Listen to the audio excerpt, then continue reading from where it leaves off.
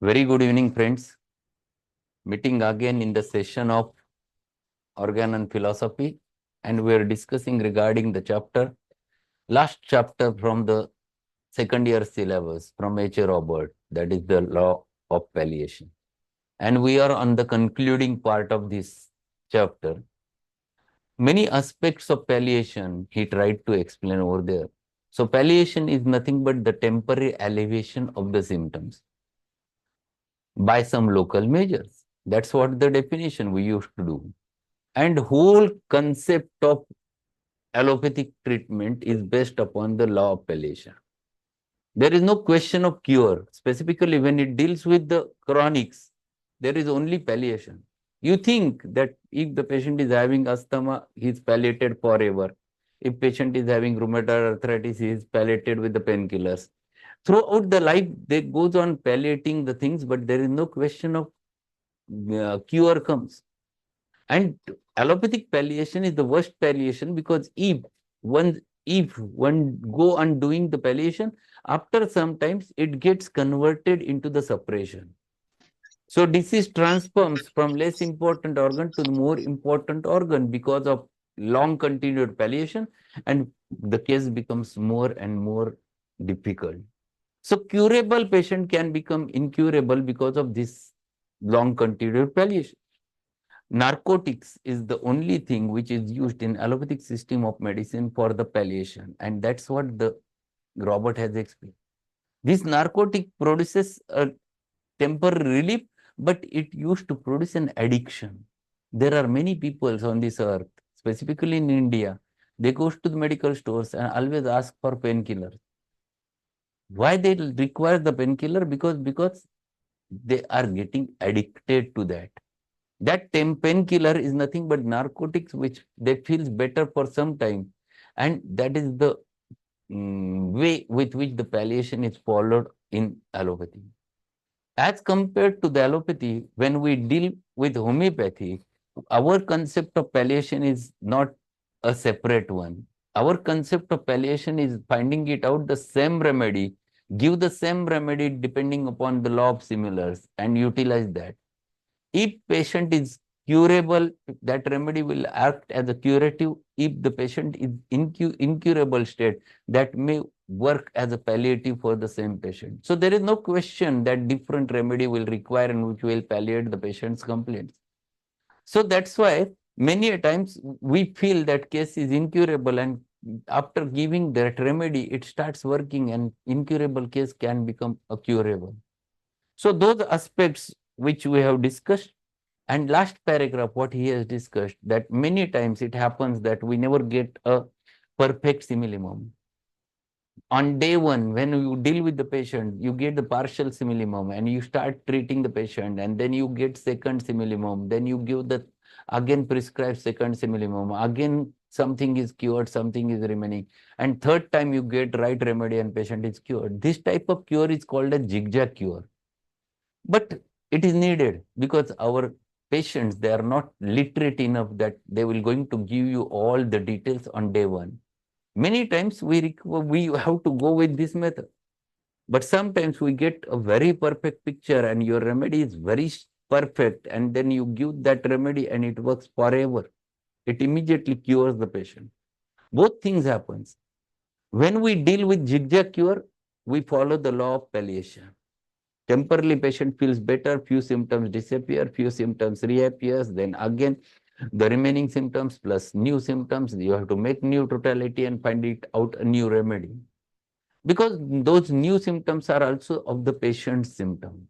And that's why we have to take into consideration and form the new totality with which you have to approach.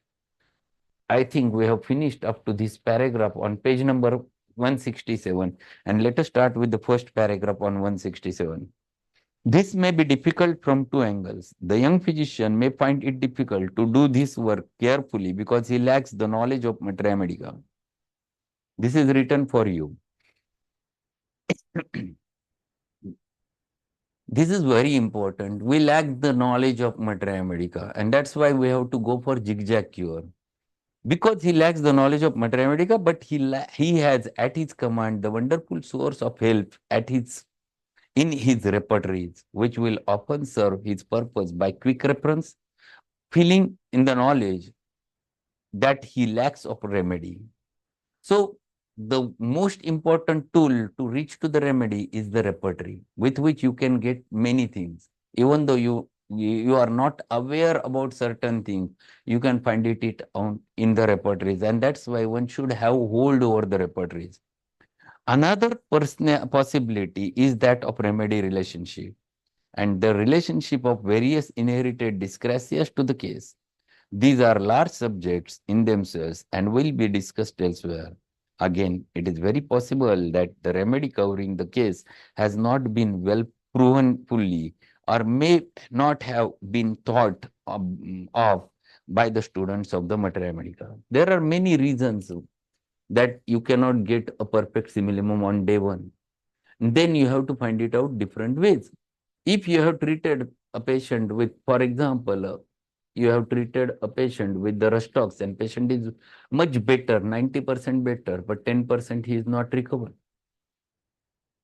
Then patient comes for follow-up. You take the history, you go through the case. But if you know the remedy relationship, you open the remedy relationship, you will find that there are two remedies which are complementary to the Rustox. Just open your repertories or you open your Borix Materia Medica and at the end see which are the remedies for the complementary to the Rustox. Open your books, Boric or repertory. There is a remedy relationship at the end is given. You will find two remedies, Bryonia and Calcarea. Is it there? See, oh, there is Bryonia and Calcarea. So, part of it is covered with Rustox, then you complement it with the Calcarea and Calcarea will cure the case. So, remaining part is covered with the Calcarea. If you give an Anaxomica and patient is absolutely settled, and patient is having chronic acid peptic trouble with some constitutional symptoms, but you are not getting perfect simillimum, perfect constitutional remedy. You open the remedy relationship, you will have three complementaries. One is sulfur, one is sepia, another is kalika. Three remedies from three different miasms. See that in your repertories or in your Borix Materia Medica.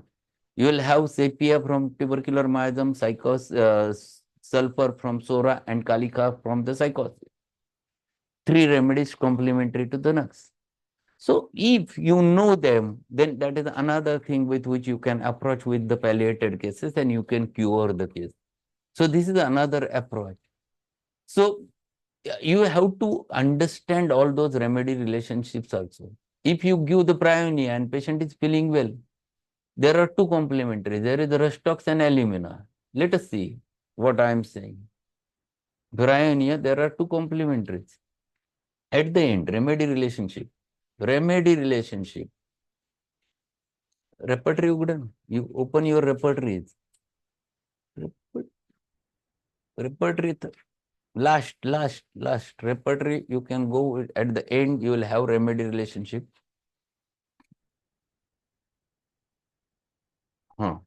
There you go with the then दाखव. 1, 1, 2, 3.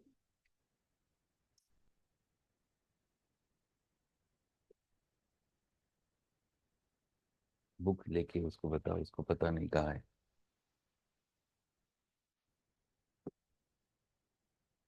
So you can get it from there. Yes, alumina and Rustox. I'm damn sure. So you must know all those things. You can get the things very easily. If sepia is there, then complementary to the sepia is Natrium muriaticum. You must know that is sepia covered some part, some part is covered with Natrium mur. If it is Natrium mur, there is Ignatia again, say along with sepia. So this is what he is telling over there. That is another way with which you can approach. You can learn. You can go ahead with palliated cases. Then he says, here is where the limitation of man's knowledge manifests itself. The law is correct and God given, but no secrets of knowledge are ever given without diligent work and observation on the part of man. Much work has been done by our antecedents in developing an exceedingly valuable materia medica, and they have left glorious record in the symptomatology of different remedies. They have given us the weapons to meet these states. If we fail, it is not fault of the law, nor of the weapons, but our failure to learn the use of our equipment. Very correctly, Robert is saying, we have all those states in our materia medica, but we don't have knowledge. Fault is within us. Fault is not with the law. Fault is not with the weapons. Weapons means remedies. Fault is not with the um, doses. Fault is lies within us. We are not able to reach to that minimum. This is the problem. Otherwise, everything is there in our materia medica. They have given us weapons to meet these states. If we fail, it is not fault of law nor of the weapons, but our failure to learn the use of our equipment. Incurable cases are the source of great anxiety to every physician, but the physician who will follow the law of similars with the use of single remedy in potentized form will give quicker relief and more sustained relief than all massive doses of narcotics and sedatives. So it happens many times. There are many people who used to use many sedatives, narcotics, and patient is not getting settled. But you find it out a very perfect remedy, and you give it to the patient in single dose or repeated doses, and that's all. That recovers the patient very fast. I'll share one case. There was one patient who is anesthetist and who had operated for THR, total hip replacement. On day 3 or 4, he was discharged, but he started developing a neuralgia, and it was so severe neuralgia in that leg that he was taking the Portvin Finargan, he has taken the carbamazepine, he has taken the even diclofenac. Nothing was working, and he was in very severe pain. His wife came to me and he said that, sir, can you help my husband? He's operated for total hip replacement and he's having such and such problem and he's crying. Literally, he's crying. So what you can do? I have given with logical interpretation that it is a neuralgia of a stump after amputation. What do they do in total hip replacement? They ampute the extremity and a prosthesis is put. लावतात विचार.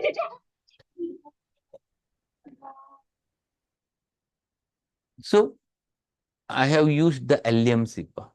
There is a rubric sentence that neuralgia of the stump after amputation. And I have given LMCPA 1M to the patient.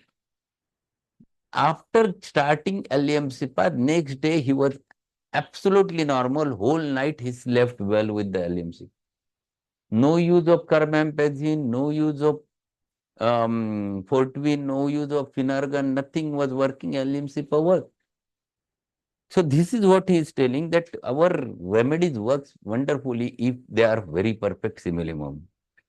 And then he says, in cases of mechanical injuries where there is much pain and which would be subject to narcotics or sedative treatment under the ordinary medicine, the homeopathic physician has a group of vulnerary remedies that will not only allay the pain and distress incident to the traumatic conditions, but will prevent congestive, suppurative, or gangrenous processes and actually will hasten healing.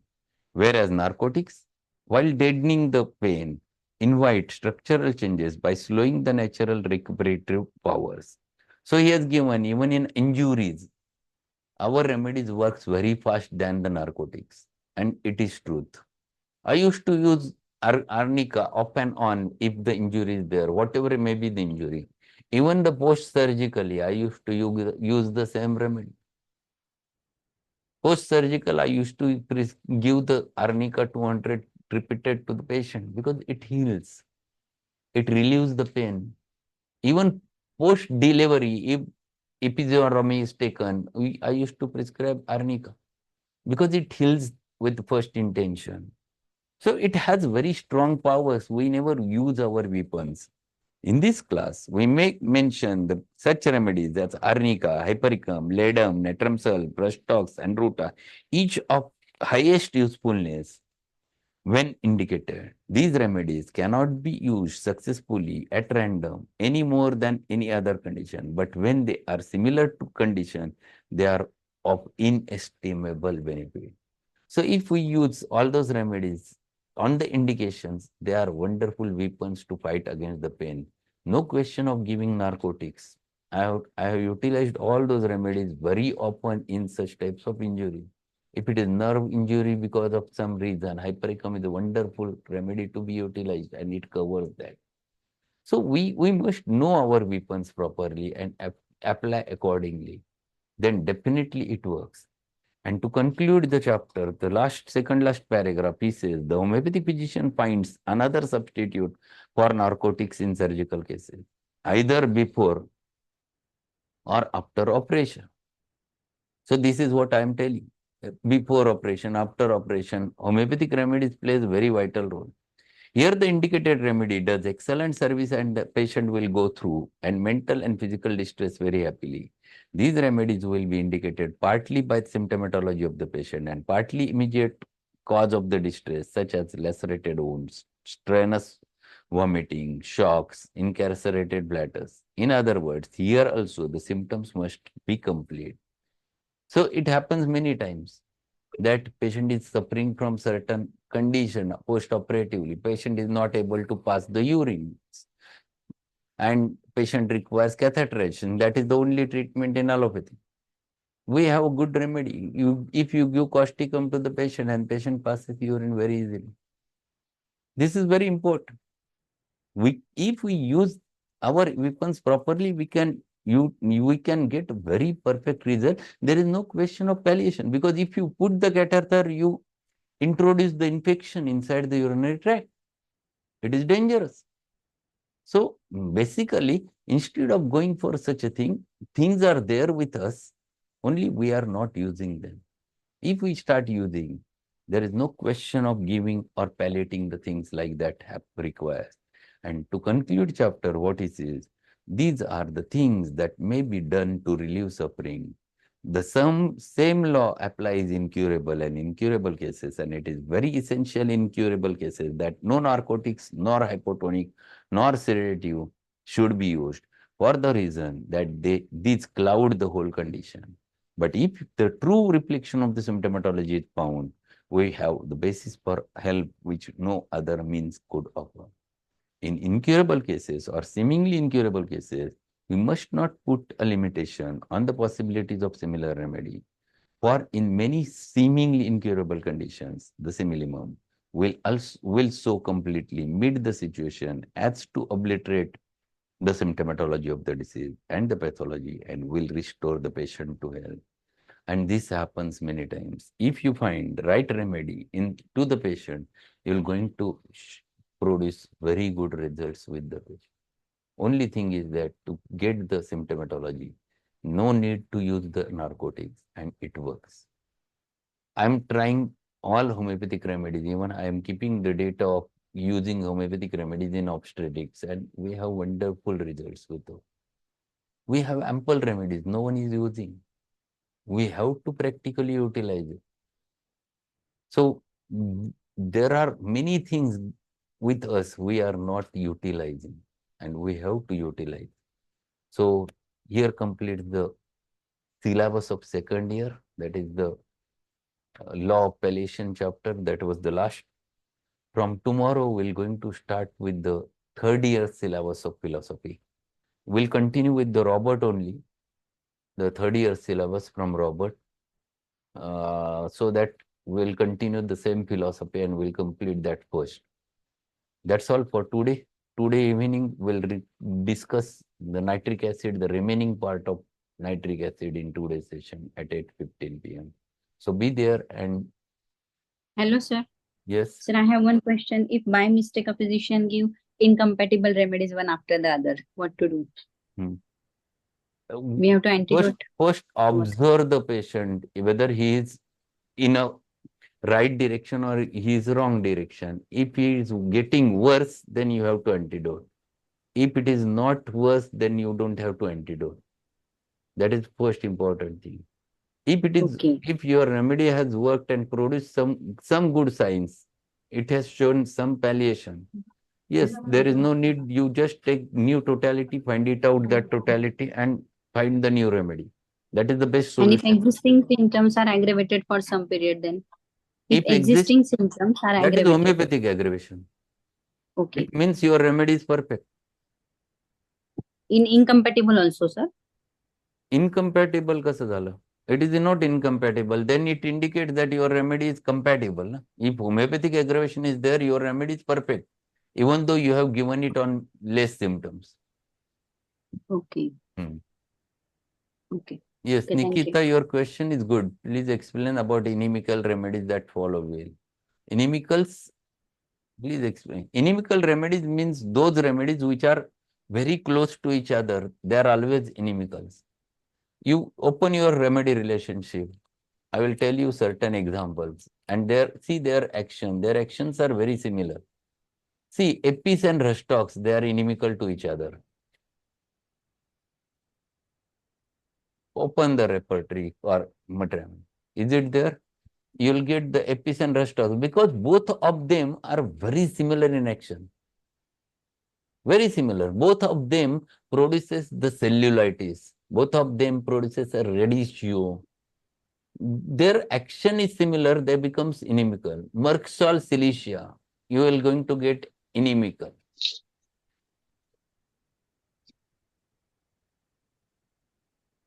Means only thing is that if you had given Merksol, don't give silicia. If you want to reach to silicia, in between you have to use remedies and then you can turn towards the silicia. You should not follow silicia immediately. Or if you would have given silicia, don't give Merksol. This is what is the inimical remedy relationship. So you should not go with that directly.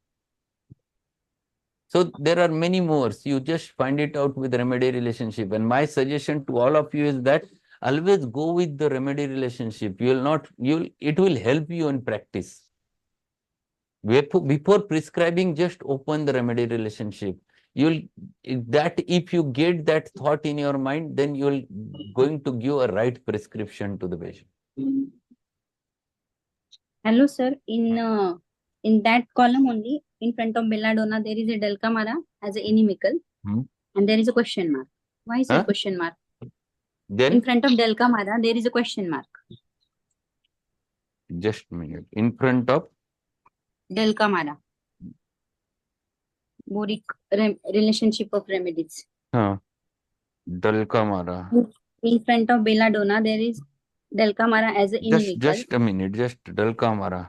It is not given as a question mark in my book. It is not there with our books.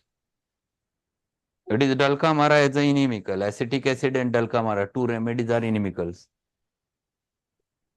And second important thing, whatever work done by these two peoples, this is the remedy relationship. This is not of the Boric. This remedy relationship is of Gibson Miller. These are the two peoples who have worked very hard to find it out the remedy relationship. Their work is unique, but it is not complete work. It is duty of every homeopathic physician. He feels if he have prescribed certain remedy and after that new totality has been got, he has prescribed that remedy and patient is cured. So it is his duty to add it as a complementary because it has worked as a complementary, even though it is not mentioned under the complementary. So Gibson Miller's work is not complete work. There is one book I have purchased. This is the book. It is the drug relationships by Calvin Neer. Neer's repertory, you know. He has made this remedy relationship. You get much more remedy relationships in this book. It is a big book and you can get many more relationships. Gibson Miller's remedy relationship is small one. Here you can get many more remedy relationships. So you have, it is your duty. You have to work.